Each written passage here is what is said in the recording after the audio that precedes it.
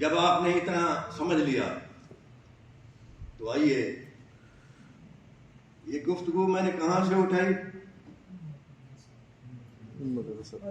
وَكَذَلِكَ جَعَلْنَاكُمْ أُمَّةً وَسَطًا۔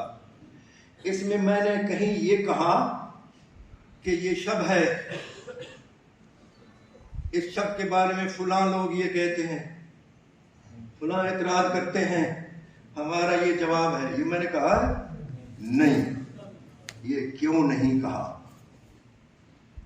یہاں آ کر رسمی باتیں کی جاتی ہیں یا نہیں کی جاتی؟ میں آپ کو اپنی ایک حقیقت آپ بیتی سناتا ہوں۔ 1986 کے آخر میں یا 87 کے شروع میں رحیم یار خان میں رہتا تھا اور عمر تھی 20 گزر گئے تھے، 21ویں برس میں میں داخل ہو رہا تھا، تو کسی نے آ کر بتایا کہ بھی فہم القرآن ایک پروگرام لگتا ہے، تو آئیے گا ہم آپ کو سنائیں گے۔ ہر گھر میں ان دنوں ٹی وی نہیں ہوتی تھی، ہوٹلوں پر ہوتی تھی، تو فہم القرآن جب لگتا تھا تو کھچا کھچ ہوٹل بھر جاتے، روڈ پر بھی لوگ ہوتے۔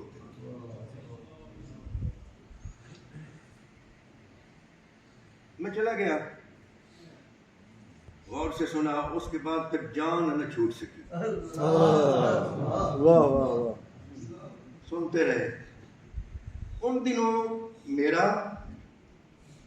اساتذہ کا اور علاقے میں جنوبی پنجاب ہے، رحیم یار خان، خانپور، احمد پور، شکیہ، علاقے میں جو جلسے ہوتے، ان میں جو مقررین آتے، ان سب کا بھی یہ طریقہ تھا کہ فلاں موضوع ہے ہمارا، اس بارے میں فلاں مکتب فکر یہ کہتا ہے، اور ہم یہ کہتے ہیں۔ بنیاد اور تمہید اعتراض سے باندھی جاتی تھی، اعتراض دوسرے کا پہلے لے کر اس کو بیان کیا جاتا تھا، اسی کو تمہید بنا کر گفتگو کی جاتی تھی۔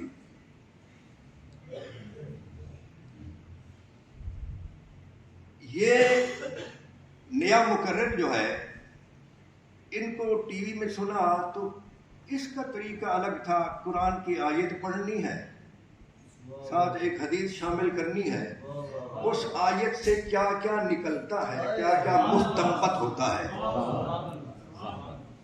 حدیث اس آیت کے معنی کو کس طرح بیان کرتی ہے۔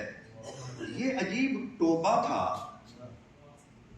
ٹوبہ بڑی عمر کے لوگ سمجھتے ہیں، پہلے ہمارے ہاں کنویں کھودے جاتے تھے، کنواں کھود کر پھر اس کے چاروں طرف ایک جو دیوار ہوتی ہے نا گول، اس کو بلند کیا جاتا تھا، اور کنویں کی کھدائی ریت تک، بلکہ شاہ تک جہاں پانی آتا ہے وہاں تک، کچھ ادھر سے کچھ ادھر سے کچھ ادھر سے ایسی کھودتے کہ وہ دیوار ایسا ایسا خود نیچے بیٹھتی رہے۔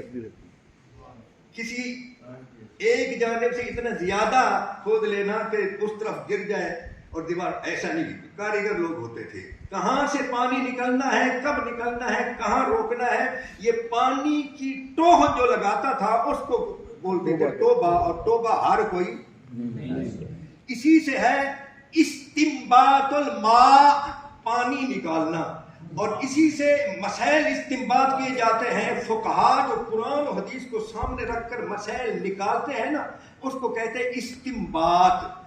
آیت سے کیسے استنباط کیا جائے گا، حدیث کو کیسے شامل کیا جائے گا، اور کسی عربی شاعر کے یا کسی قادر الکلام فارسی اور اردو شاعر کے کلام کو کیسے فٹ کیا جائے گا، یہ انداز 1987 میں ایک نوجوان سے جب ہم نے سنا، جس کی داڑھی بالکل کالی تھی، تو ہمارا وہ اعتراض لینا ہے، اس اعتراض سے اپنی بات کو اٹھانا ہے۔ یک سر وہ انداز تبدیل ہو گیا، آیت کو لینا مشکل پڑے یا آسانی ہو، اسی کے اندر رہنا، اس کے ساتھ حدیثیں ملانا، اس کے ساتھ اقوال ملانا، اس کے ساتھ شرع ملانا اور اپنی گفتگو کو آگے چلانا، یہ ہمیں 1987 میں ملا۔ اس کو پھر ہم نے چلایا۔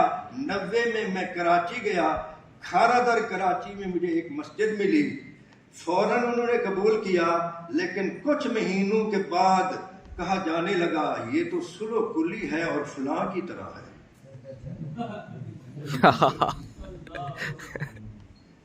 دوستان گرامی، کس بات کو ہم موضوع بناتے تھے؟ مدارس میں جو ہمیں پڑھایا جاتا تھا، میں آپ کو خدا کے گھر میں اس بڑے زمان میں اور اس بڑے مقام میں عرض کر رہا ہوں کہ ہم مدارس میں جب پڑھتے تھے تو فضا یہ تھی کہ ہم سمجھتے تھے کہ قرآن جو ہے فلاں مکتب فکر کے خلاف اترا ہے اور یہ ہم پر اترا ہے، فلاں کے خلاف اترا ہے اور ہمارے لیے ہم پر اترا ہے، یہ کیفیت تھی ہماری۔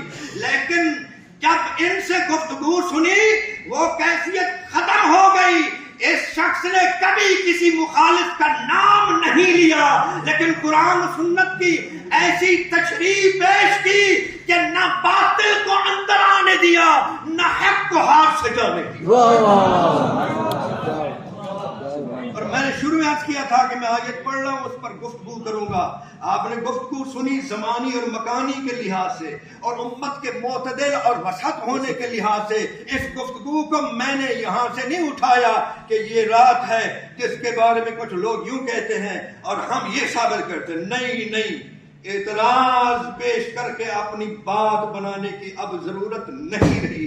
اب پتہ نہیں یہ سلو کلیت جو ہے کسی کو قبول نہیں ہے، لیکن میں تو سمجھتا ہوں کہ میرا تو قبلہ ہی درست ہو گیا تھا۔ اس کو آپ بھلے تجدید کا نام دیں یا کوئی اور نام دیں، وما علینا، ماشاء اللہ۔